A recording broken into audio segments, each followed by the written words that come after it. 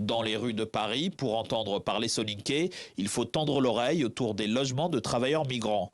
Dans le 12e arrondissement, un bâtiment accueille des centaines de personnes originaires d'Afrique de l'Ouest.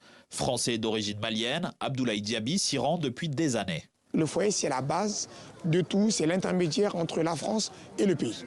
Donc les messages qui vont venir des chefs de village, des familles, qu'est-ce qu'ils auront besoin, s'il y a des constructions de puits, des constructions d'écoles.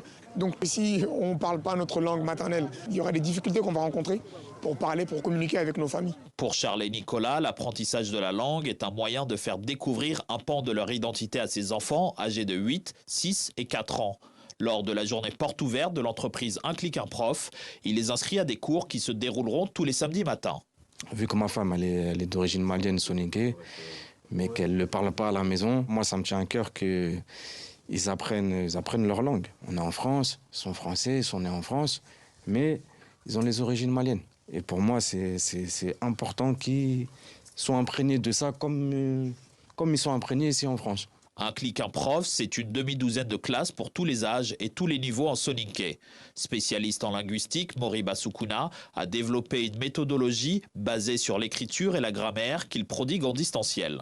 On a tendance à croire que les structures n'existent pas dans ces langues-là, on les parle parce que c'est de la transmission orale et ça reste de la transmission orale. Non, les soninké, ce sont quand même la première communauté d'immigration d'Afrique de l'Ouest en France. Quand on leur parle d'adverbes, de verbes transitifs, intransitives, c'est vraiment une découverte et surtout, et cette découverte, ça met de la valeur à la langue. À Saint-Denis, l'association pour la promotion de la culture soninké a été créée il y a plus de 30 ans pour que les jeunes générations se réapproprient leur histoire. À quelques jours de la première journée internationale de la langue à l'UNESCO, c'est l'effervescence dans les bureaux de l'organisation. 3 générations de femmes préparent leur tenue pour la grande cérémonie, mais au-delà des festivités, l'objectif visé est la protection et la diffusion de la langue. Les prochaines étapes, c'est le soninké au bac, parce qu'aujourd'hui, des franco-soninké, il y en a beaucoup.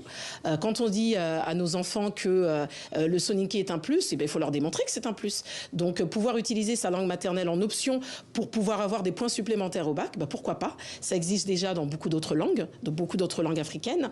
Et puis, surtout, on a le centre culturel soninké qui devrait voir le jour, on l'espère bientôt, en France. Un centre culturel qui sera acheté par la communauté soninké sous l'impulsion du président de l'APS. En France, il n'y a pas de statistiques fiables sur le nombre de locuteurs de soninké. L'APS, l'association pour la promotion de la culture soninké, chiffre leur nombre à des centaines de milliers de personnes.